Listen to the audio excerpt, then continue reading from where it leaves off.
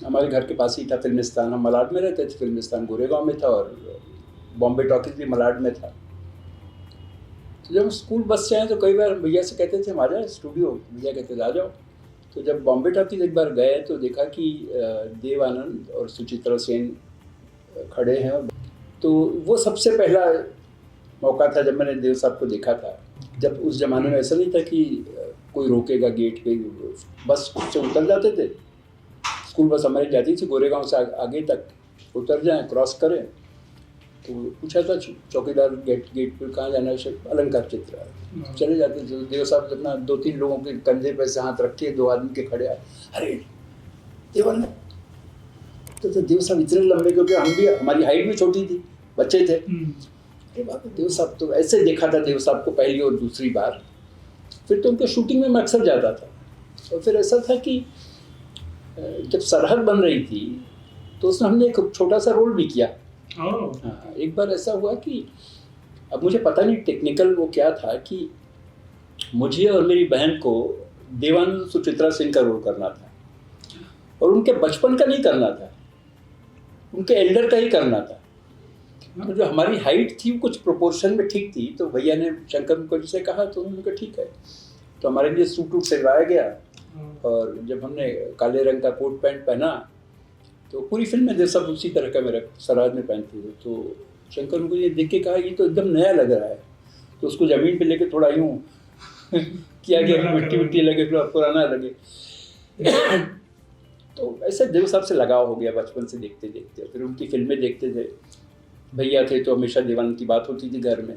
एक दिन मैं उनके पास गया, बॉम्बे टाइम्स के लिए मैं काम करता था, तो बात हो रही थी, संडे का दिन था, सैटरडे संडे मुझे याद नहीं आ रहा। तो बताने लगे कि मैं इतने साल पहले आया था बॉम्बे और बॉम्बे सेंट्रल उतरा था 30 रुपये लेके। मैंने कहा देव साहब ऐसा करते हैं कि आपको ले चलते हैं बॉम्बे सेंट्रल, और स्टेशन पे आपकी फ़ोटो लेते हैं। बोला great idea, let's do it.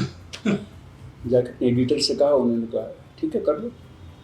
तो मुझे बताया 3 दिन बाद आना, ऐसा कुछ बताया। जब मैं उस दिन गया तो let's forget that, it's very far, let's do something else, let's do it with a poster, I got all these posters. तो मैंने कहा कि ऐसा अभी तो मैंने एडिटर से क्लियरेंस ले लिया है, she is depending on this, okay then in that case will go.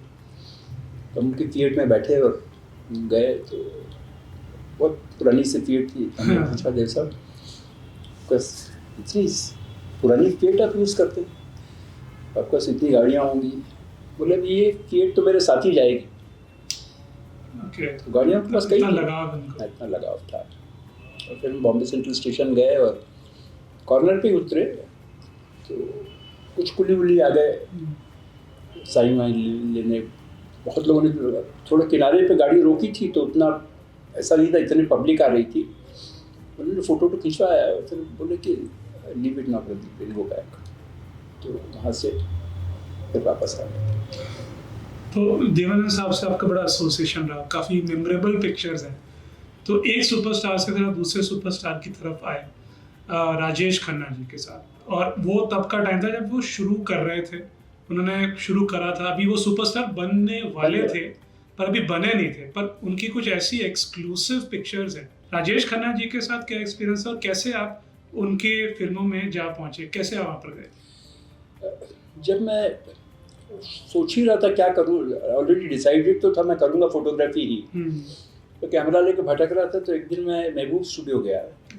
तो राजेश खन्ना लॉन में बैठे थे, तो मैंने दूर से देखा तो मुझे लगा जितेंद्र बैठे हैं। वेरी गुड फ्रेंड्स उस समय में। तो ये नीले रंग की शर्ट पैंट पहने, शर्ट बाहर थी। राजेश खन्ना अक्सर अपनी कमीज बाहर ही रखते थे। इनफैक्ट मेरा ख्याल है उन्होंने ही ये शुरू किया कि शर्ट लोग बाहर रखें, नहीं तो लोग हमेशा शर्ट जो ढकी नहीं करते थे। तो मैं गया, मैंने राजेश खन्ना से कहा कुछ आपकी फ़ोटो लेनी है। बोले हाँ ले। तो मैंने फ़ोटो तो खींची, मेरा ख्याल 10-12 फ़ोटो खींची। तो बोले मुझे तो दिखाएगा ना? मैंने कहा कहाँ दिखाऊँ बताइए। बोले कि आ जाए यहाँ पे, आ जाए, मैं 3-4 दिन शूटिंग कर रहा हूँ। तो मुझे फ़ैन मेल वगैरह के बारे में मालूम था। फ़ैन मेल वो होता है जो तस्वीर नीचे लोग दस्तखत करके फैंस को भेजते। हाँ। हमारे घर में बनता था, भैया साधना वगैरह का करते थे, साधना, शशि कपूर सबका। तो मैंने उसके प्रिंट बनाए और एक दिन, अगले दिन उसके एक दिन बाद गया और राजेश खन्ना फिर वहीं बैठे थे।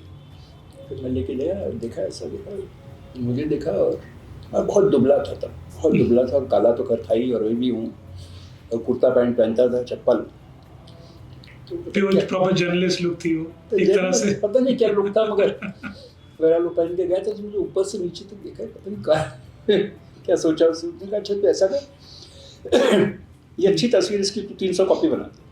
300? हाँ, 50 पैसा एक कॉपी का मिलता था। तो मैं बहुत खुश हो गया।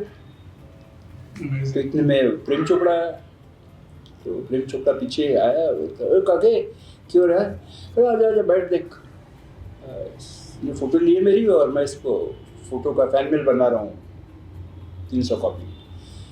तो प्रेम चोपड़ा ने भी मुझे ऊपर से देखा नीचे तक, और उसको लगा पता नहीं कौन लल्लू है ये। उसने कहा कि तू ऐसा कर, एक शूट और करवा, इससे मज़ा आएगा। तो मेरा वो शूट कैंसिल हो गया, वो ऑर्डर कैंसिल हो गया।